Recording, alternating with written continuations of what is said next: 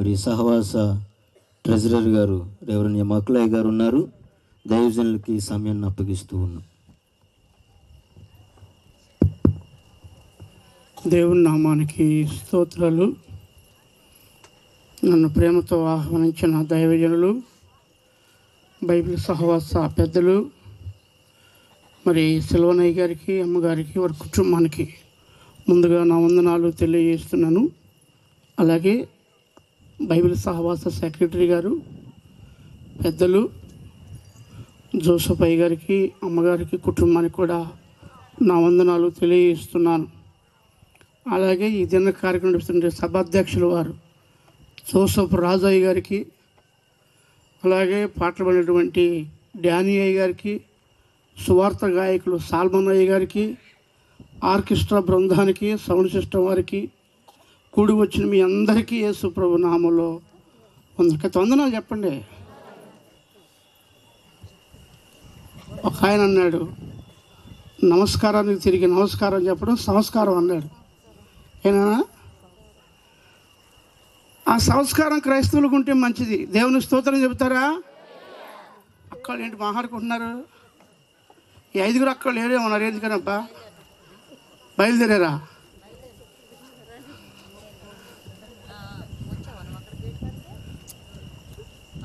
మరి అక్కడ తీసుకెళ్తానే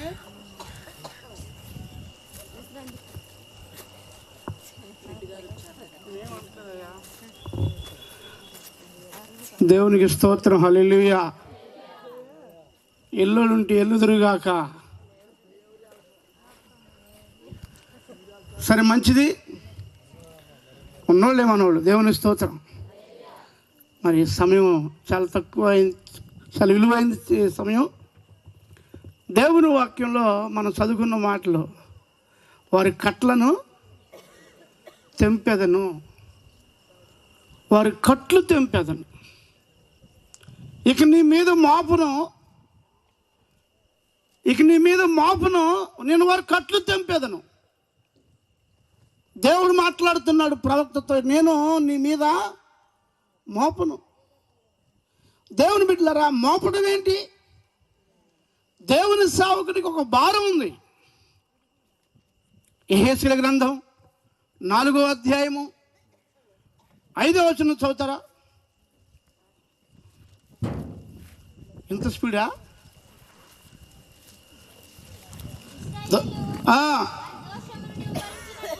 వారి దోషము నీవు భరించినట్లుగా లెక్క చొప్పున 390 దినములు.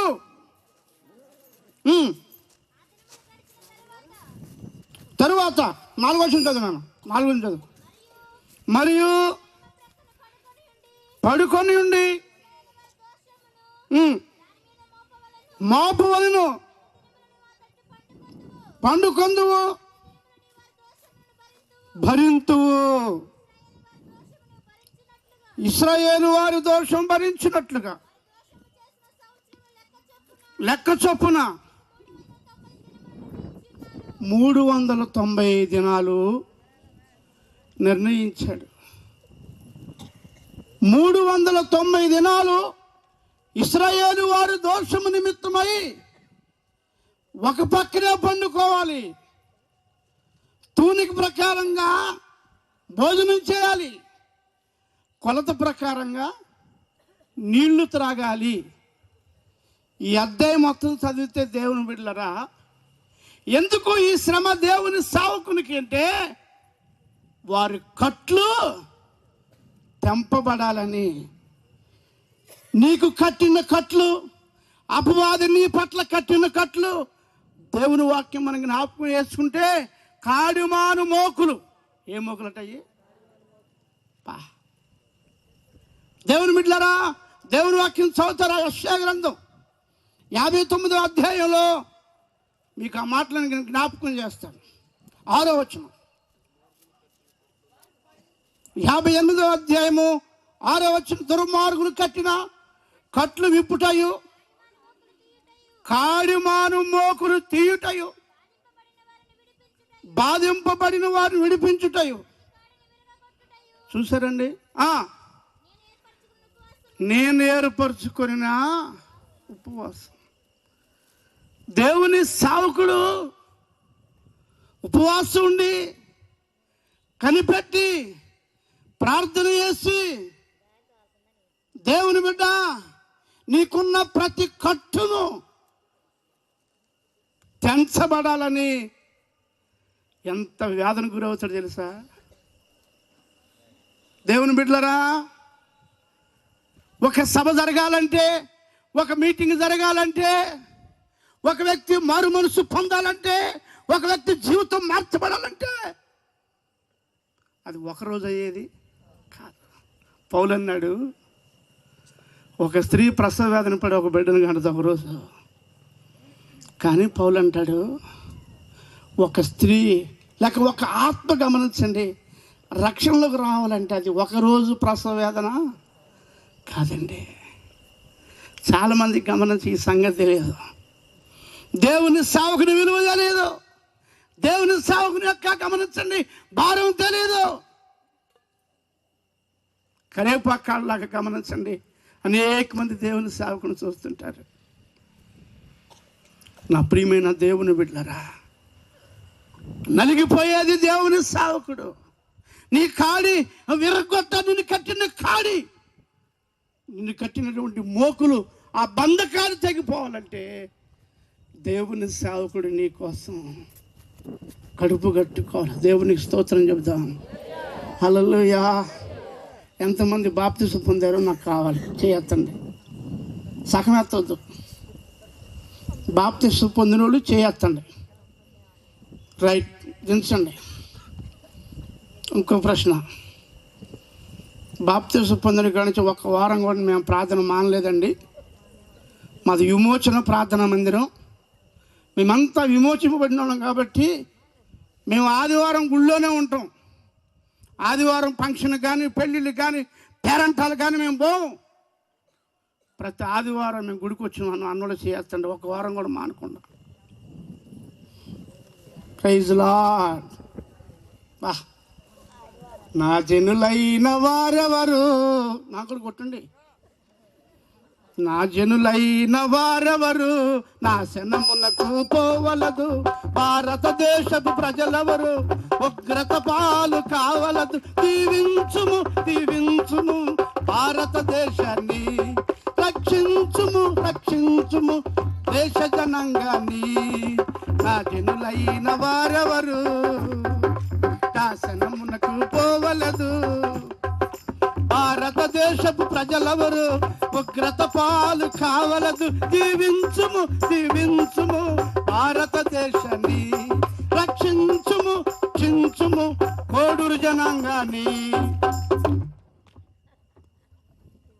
దైవజనుడు ఎంత నలిగిపోతున్నాడు, ఎంత ఇరిగిపోతున్నాడు. యవన కాలంలో పెళ్లి చేసుకొని, యవన కాలంలో గమనించండి, ఈ గ్రామం వచ్చి కడుపు కట్టుకొని ఇద్దరు యవనస్తులు నీ కోసం ఎంత నలిగిపోయారో. నీ కట్టు తెగిందా? నీ సొబుతనే కట్టు తెగిందా? ఎన్ని ఆదివారాలు పోగొట్టుకున్నావు. ఒక దినం పోగొట్టుకుంటే తెలుసు, వాక్యం తెలుసు, ఆచరించే బుద్ధి లేదు నీకు. వాక్యం తెలుసు, తెలిస్తే ప్రయోజనం లేదు. అన్నం కూర వండుకున్నాం, తినాలో వద్దా? తెలుసు బాగుంటుందని, అట్లా మరి అట్లా ఉంచరాదు. ఏం తింటున్నావు? దేవుని వాక్యం చెబుతుంది, నేను వారి కట్లు తినిపోదును. దేవుని సేవకుడు ఎంత ఇరిగిపోతున్నాడు, ఎంత ఇరిగిపోతున్నాడు. దేవుని బిడ్డలరా, ఇప్పుడు ఆలోచన చేసావా? ఇప్పుడు అర్థం చేసుకున్నావా? మరొక ప్రశ్న వేద్దాం అనుకో. ఏమంటారా, అంత సీరియస్ అవుతున్నారా? ఇంకా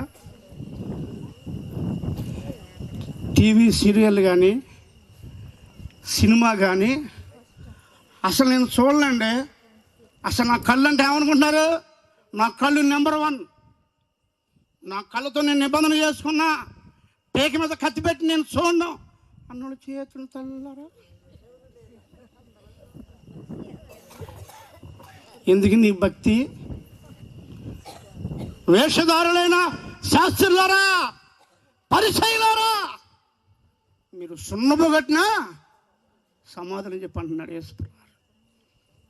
గిన్నెయు పళ్ళెం లోపల కాదు, వెలుపల కాదు, లోపల. లోపల శుభ్రం అవ్వాలా. తెల్ల సొక్క వేసుకుని కదా నేను మాట్లాడేంటి, ఎంత తెల్లగొన్నా ఇది ఇప్పితే తెలిసి ఇది లోపల నలుపు అనే సంగతి.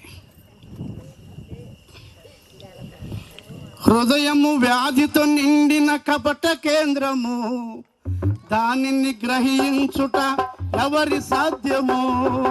హృదయము వ్యాధితో నిండిన కపట కేంద్రము, దానిని గ్రహించుట ఎవరి సాధ్యము?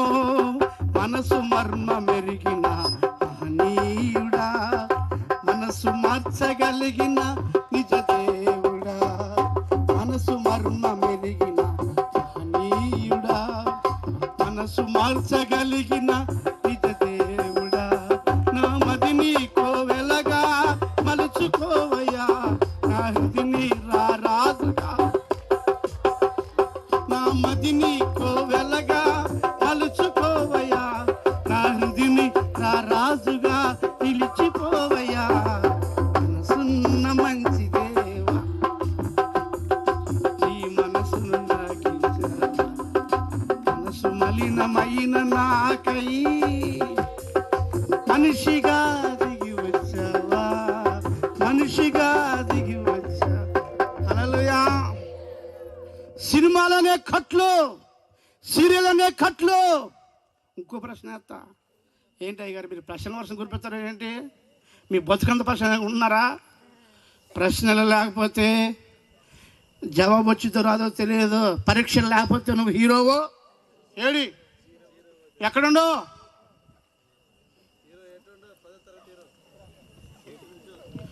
నువ్వు హీరోవో జీరోవో తెలియాలంటే ఏం రాయాలా? పరీక్షలు రాయాలి. విశ్వాసులు కూడా పరీక్షలు ఉన్నాయండి. యాకోబు పత్రిక 1వ అధ్యాయం 2వ వచనం తీ త్వరగా. వీళ్ళు రేపు చెప్తారనుకుంటా.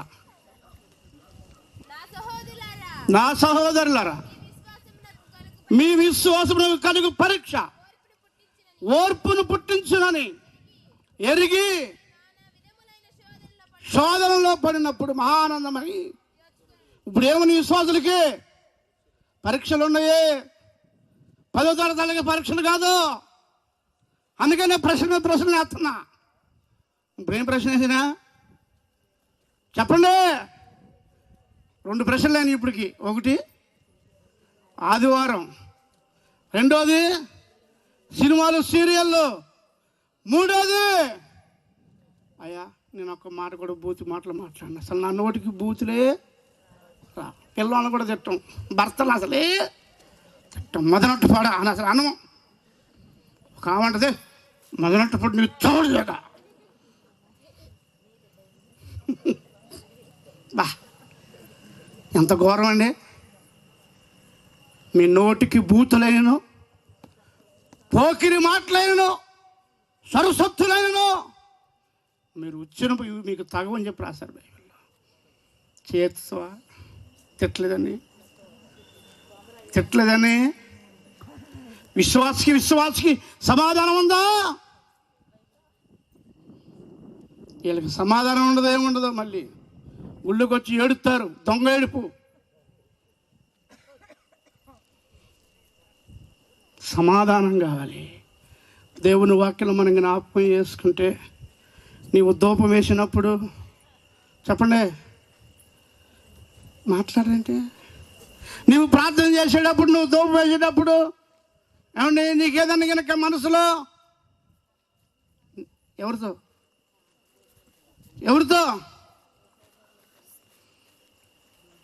నీతో పాటు ప్రార్థనకు వచ్చే ఆమెతో నీకు కనుక సమాధానం లేకపోతే ముందు వెళ్ళి ఏం చేసి రావాలా? సమాధానం పడి వచ్చి ప్రార్థన చేయమన్నాడు. తెలియని వాళ్ళు ఒక్క మాట అంటే మనం 10 మాటలు అంటాం. జయం లేదు, మాట మీద జయం లేదు, చూపు మీద జయం లేదు. నిన్ను ఆ రకం కట్టేసిన దెయ్యం, నిన్ను బలహీనపరచు దెయ్యం పట్టింది. బైబిల్లో ఒక ఆమె ఉంది, ఆమె కట్ట చెప్పండి 18 సంవత్సరాల నుంచి పట్టిందండి దెయ్యం. అక్కలారు కథ మాట్లాడబాకండి. ఎంతకాలం చెప్పండి? 18 సంవత్సరాల నుంచి మొత్తం నడువంగిపోతుందట. అసలు చక్కగా నుంచుందామంటే ఇంకా నుంచుంటుంది. ఎందుకని? బలహీనపరచు దెయ్యం పట్టింది. అసలు దెయ్యం పేరేంటి?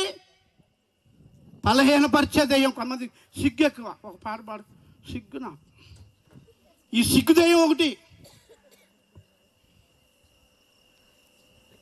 అమ్మ ప్రార్థన చేయమంటే నాకు రాదయ్యా, అసలు నాకు రానే రాదు ప్రార్థన. తిట్టమంటే గంటలు అసలు దుమ్మైపోవాలి. వాళ్ళు సాపించి పొడిని చేస్తుంది. దీని నోరేను నాశనం అయ్యాను. ప్రార్థన రాదు. దేవుని వాక్యం చెబుతుంది, నువ్వు నోరు తెరిస్తే నోటిని నింపుతాను అన్నాడు. స్తోత్రం చెప్పు. నువ్వు నోరు తెరిస్తే నోటిని ప్రార్థన శక్తితో నింపుతాడు. ఉచ్చరింపు సఖ్యముగానే మురుగురుతో ఆత్మ నీ పక్షముగా. నా బుద్ధి నీకుంటేగా. నిన్న ఆ రకం కట్టింది దెయ్యం. ఆ కట్లు తెగిపోవాలంటే ఈ రాత్రి ప్రభు సందులో హృదయపూర్వకంగా మనఃపూర్వకంగా ఒప్పుకోవాలి. ప్రభువా, నేను ఫలానా విషయంలో బలహీనరాలుగా ఉంటున్నానయ్యా. ఎప్పుడు ఒప్పుకోవడం కాదు, బతుకంత ఒప్పుకోవడం కాదు. ఇక ఒప్పుకున్న తర్వాత చెప్పండి, దావీదు నాతాను ప్రవక్త ఒప్పుకున్నా నేను పాపం చేయనని. స్తోత్రం చెప్పు. నేను పాపం చేశానయ్యా, నేను చేయను. ఒక్కసారి ఒప్పుకున్నాడు దావీదు. ఒప్పుకున్న తర్వాత గమనించండి, తాను వృద్ధాప్యలో ఉన్నప్పుడు కవిగిట్లో స్త్రీ ఉంది. గమనించండి, పాపపు ఆలోచన కూడా రాలేదు. కట్టి చప్పలు కట్టండి. హల్లెలూయా. ఎంత గొప్ప తీర్మానం అండి. నా ప్రియమైన దేవుని బిడ్డలారా, బతుకంతా ఒప్పుకోవడం కాదు, నీకు ఒక తీర్మానంగా. యోబు అన్నాడు, నేను నా కన్నులతో నిబంధన చేసుకుంటాను, కన్యకును ఎలాగో చూచుదును. ఒకవేళ అలాగ చూస్తే పరమందును దేవుని ఆజ్ఞ ఏమగును? నా ప్రియ సోదరుడా, నా ప్రియ సోదరే, 2019వ సంవత్సరం ఏప్రిల్ నెల 3వ తారీఖు పరిశుద్ధాత్ముడు నీతో మాట్లాడుతున్నాడు. నీకు చూపు మీద జయముందా? యవనస్తుడా, యవన చెల్లి, సెల్ ఓపెన్ చేస్తే యూట్యూబ్లో ఎంత ఘోరంగా నీ కళ్ళు నాశనం అవుతున్నాయో. నీతో ఆట ఆడుకుంటున్నామో దెయ్యం. నువ్వు అనుకున్నామో ఎవరు చూడలేదు. అసలు ఎంజాయ్ అక్కడే మొదలైతే ఏడుస్తూ ఎంజాయ్ అనుకుంటున్నామో, ఎంజాయ్ కాడే మొదలైతే ఏడుస్తూ. జాగ్రత్త. ప్రభువారు బోధిస్తూ వచ్చాడు కొండ ప్రసంగంలో, నీ కన్ను చెడిపోతే నీ దేహం అంతా చెడిపోతే. దేవుని బిడ్డలారా, ఈ రాత్రికాల సమయంలో చాలా జాగ్రత్త. నీకు చూపు మీద జయం ఉండాలా, దాన్ని నువ్వు దేవుని సన్నిధిలో ఒప్పుకోవాలా, చెప్పుకోవాలా. నేత్రాశయు, శరీరాశయు, జీవపు డంబు, ధనాపేక్ష సమస్త కీడులకు మూలము. దానిని ఆశించి అందరూ నశించెనుగా. ధనాపేక్ష సమస్త కీడులకు మూలము. దానిని ఆశించి అందరూ నశించెనుగా. శరీరాశ, నేత్రాశ, జీవపు డంబము. శరీరాశ, నేత్రాశ, జీవపు డంబము. ఈ లోక నటనంత గతించును. ఈ లోక నటనంత గతించును. శాశ్వతమని నమ్మకు ఈ లోకం. నీకు దేహమును నీ ధనమును శాశ్వతమైనది పరలోకము, శాశ్వతమైనది దుండుటకు నీవు సిద్ధపడుము, అందుండుటకు నీవు సిద్ధపడుము. శాశ్వతమని నమ్మకు ఈ లోకము, నీ దేహమును నీ ధనమును.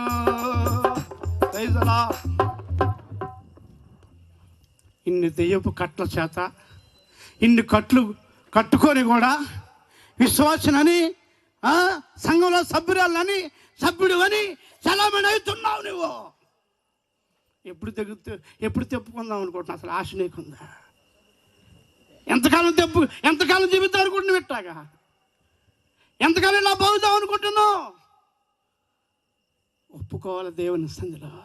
ఎక్కడ తేడా వచ్చిందో ప్రభు దగ్గర ఒప్పుకోవాలి, ప్రభు దగ్గర చెప్పుకోవాలి. ఎప్పుడైతే నువ్వు ఒప్పుకుంటావో, ఎప్పుడు నువ్వు చెప్పుకుంటావో, దేవుని బిడ్డ ఆమె చెప్పుకుంది, ఏమనయ్యా నీటి గుడికి వస్తూనే ఉన్నా కానీ నాకేం లేదు, నాకు జీవితం లేదు, నా నడువు వంగిపోయిందయ్యా, వంగిపోయింది. అయితే ప్రభు నువ్వు విడుదల పొందుతావు. దేవుని స్తోత్రం. చేతులు లేకట్లా. ఎందుకు లేకపోతే చేతులు పరధ్యానంలో ఉన్నారు ఒక్కొక్కళ్ళు. మళ్ళీ చెప్పు. నా ప్రియమైన దేవుని బిడ్డలరా, ఈ రాత్రికాల సమయంలో ఆ కట్లు తెంపబడాలంటే దేవుని బిడ్డ ఈ రాత్రి నువ్వు సంపూర్ణంగా లోబడాలా. ఒక ఆయన ఎప్పుడు ఒప్పుకోండి తెలుసా? గుడ్డోడు అయిన తర్వాత ఒప్పుకుంటాడు. కట్లు అప్పుడు తెంపమంటాడు. ఎప్పుడు? కట్టబడితే నేను గట్టి త్రాళ్లతోను, వీడనీదు ఆత్మ వీడనాదు వ్రతము. కట్టబడితే నేను గట్టి త్రాళ్లతోను, వీడనీదు ఆత్మ వీడనాదు వ్రతము. గుడ్డివాడనైతే కానుగీర్చుచుంది, గుడ్డివాడనైతే కానుగీర్చునుంది.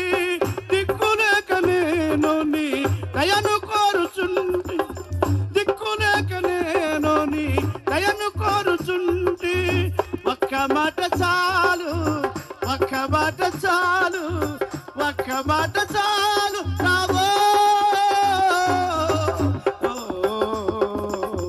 నాతో నీవు మాట్లాడినచ్చు నీ బ్రతికేదాను రావో. నా ప్రియుడా, నా హితుడా, నా ప్రాణ ప్రియుడా, నా రక్షకా. దేవునికి స్తోత్రం. ఎప్పుడు ఒప్పుకోవాలా? గుడ్డిదనమైన ఒప్పుకోవాలా? ఎప్పుడు ఒప్పుకోవాలా? ఇప్పుడే ఒప్పుకో. దేవుని స్తోత్రం. ఇప్పుడే అన్నీ బాగున్నప్పుడే ఒప్పుకో. సంవత్సరం బతుకామైపోయింది తెలుసా? గుడ్డోడైనా ఒప్పుకుంటుండు. ఎప్పుడక్క? ఎప్పుడమ్మా? గుడ్డోడైపోయిండు, గుడ్డోడైపోయిండు, ఫిలిష్తీయుల చేతులకు వెళ్ళిపోయిండు. చివరి క్షణంలో ఒప్పుకుంటున్నామయ్యా. చివరి క్షణంలో ఒప్పుకుంటే ఏముంది? ఇక ప్రయోజనం ఏమీ. కుక్క సావు చచ్చిపోయిండు, ఆత్మ వెళ్ళిపోయింది. ఒకప్పుడు ఎంత బలం తెలుసా? ఓ భక్తుడు వర్ణించాడు, 1000 ఏనుగులు బలం అట. తమ్ముడా ఎంత బలం చెప్పు? గుసగుసలు ఆడబాకండి. ఎంత బలం చెప్పండి?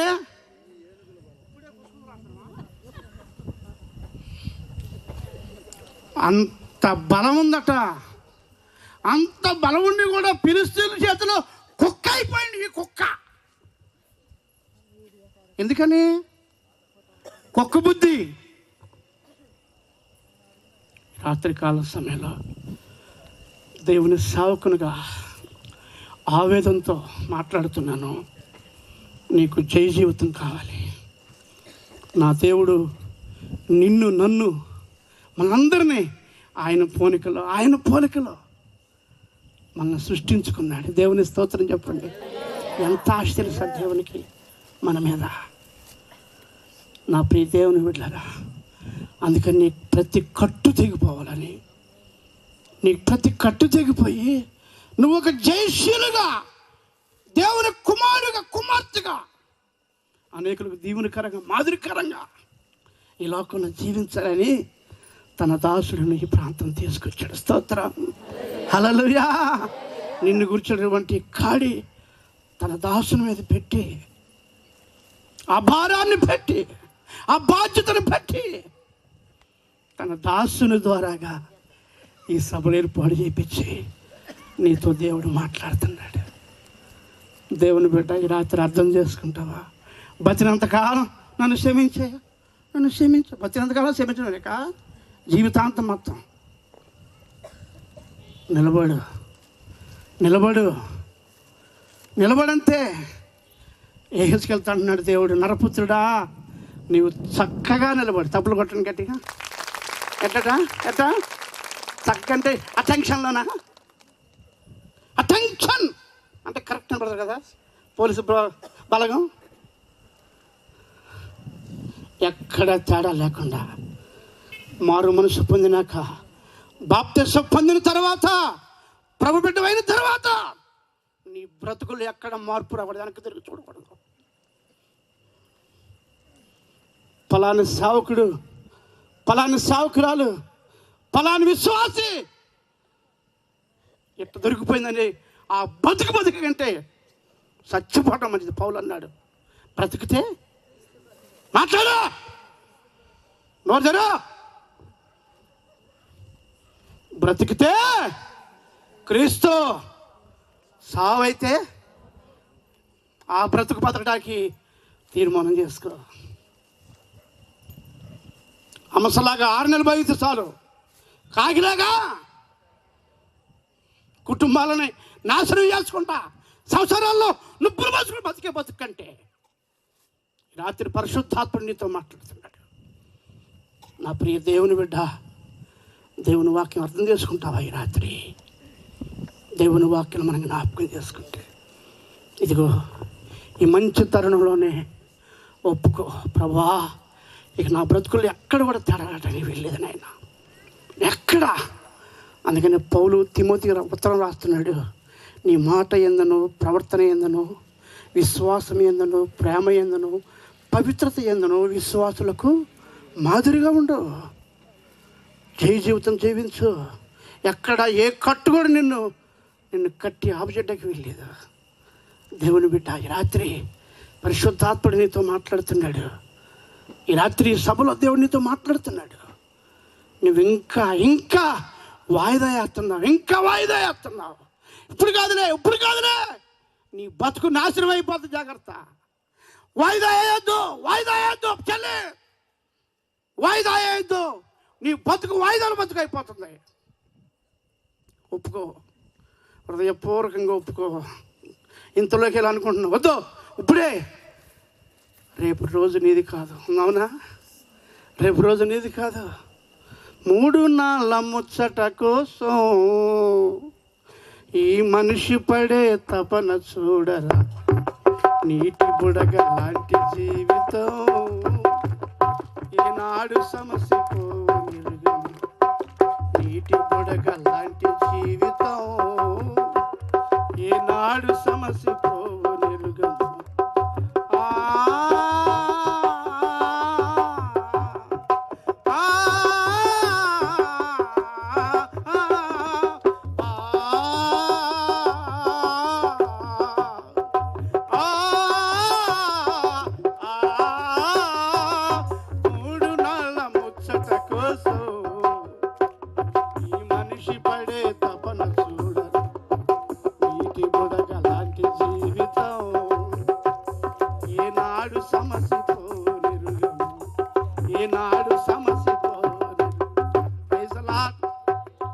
నీటి మీద ఎత్తున్నా, లావున్నా, తెల్లగున్నా, నల్లగున్నా, తెల్లవాడివైనా తెలిసిన నల్లవాడివైనా, యాజకత్వమున్నా, ఎంత ప్రేమతత్వమున్నా, నల్లవాడివైనా తెలిసిన నల్లవాడిన యాజకత్వమున్నా, ఎంతటి ప్రేమకత్వమున్నా, కత్వవేత్తమైనా, ఎంతటి కత్వవేత్తమైనా, విద్యావేత్తమైనా,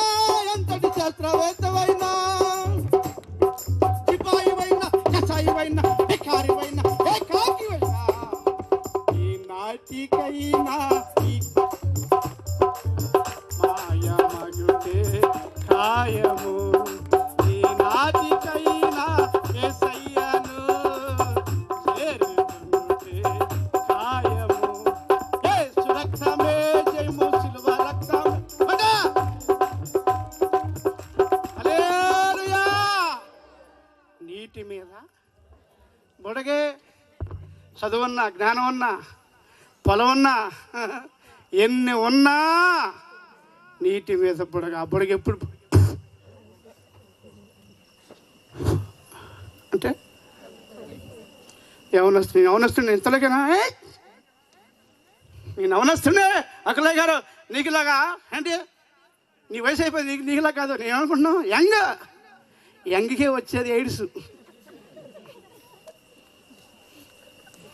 నాకు తెలిసిన తమ్ముళ్ళు 4 ఉన్నారు, 4లో 3 వచ్చేసింది. చూపేది చేయలేదండి.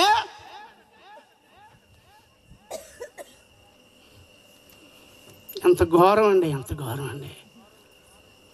జంతువులు నయం. ఈ రాత్రికాల సమయంలో దేవుని సేవకుడిగా బ్రతిమలాడుతున్నాను. పరిశుద్ధాత్మ దేవుడు తన దాసుని నిలబెట్టి ఈ ప్రాంతాన్ని తన దాసుని పిలుచుకొని ఎంత ప్రయాసలతో, ఇది ఒకనాటి ప్రసవ వేదన కాదు, మీరు కళ్ళారు చూస్తున్నారు దేవుని సేవకుల్ని. ఇక నీ ఇష్టం, అది నీ చేతిలోనే ఉంది, అది నీ చేతిలోనే ఉంది. నువ్వు హృదయపూర్వకంగా ఒప్పుకోగలిగితే ఈ రాత్రి ఖచ్చితంగా నీకు కట్టబడిన ప్రతి కట్టు తెగిపోవునుగాక. ఆమేన్. అన్నీ తెగిపోతే ఇక నీకు జయ జీవితం. ఇక నీకంటే గొప్పవారు ఎవరు లేరండి. నీకు వచ్చే ఆశీర్వాదాలు ద్వితీయోపదేశకాండం 28వ అధ్యాయం 1 నుంచి 14 వచనాలు నీ జీవితంలో నెరవేరును గాక. బైబిల్ ఉందా? జాగ్రత్త. ఈ రాత్రికాల సమయంలో దేవుడు నీ జీవితంలో ఎన్నో ఆశీర్వాదాలు. కొంతమందిని నేను ప్రార్థన చేస్తున్నాను, మారట్లా ఆయన. ఏమ్మా బాగోరేడమ్మా చిన్న అంటే, అయ్యా నేనేం చెప్పినా మారుతుంది ఆయన. ఇది మారితే పోట్లాడు మారదండి. పుట్టినరోజు ఒక రకంగా చూస్తుంది, అత్తడు ఒక రకంగా. పుట్టినరోజు ఒక రకంగా, పుట్టినరోజు వస్తే ఎంత ప్రేమ, పుట్టినరోజు ఏమో ప్రేమ. అత్తారంటే నాకు ప్రేమ బాగోట్లేనన్ను వచ్చి నేనేం చేసాను చెప్పు. నీ బుద్ధి నాశనం, బుద్ధి. మరి పుట్టినప్పుడు వస్తే డబ్బులు లేకపోయినా సర్లే, కానీ ఆ చీరలలో 100 రూపాయలు తీసుకురా. మొన్న ఎప్పుడు పెట్టి మర్చిపోయినా చికెన్ తీసుకెళ్ళాను. మరి వీళ్ళకి ఏమైంది?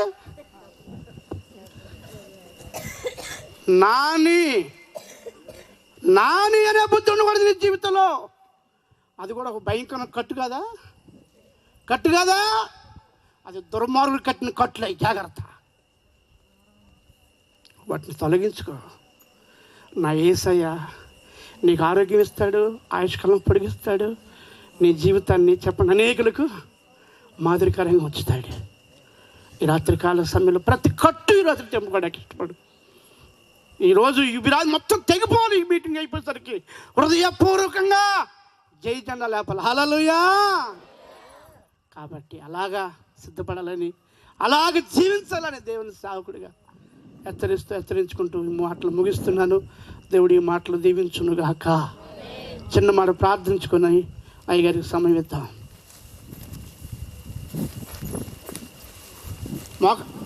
అట్టకాలు పూసుకుందామా? ఎంత ఘోరం అండి. మోకాళ్ళే ప్రార్థన చేసుకుందాం. రాత్రి దేవుని వాక్యం విన్నటువంటి మనందరం కూడా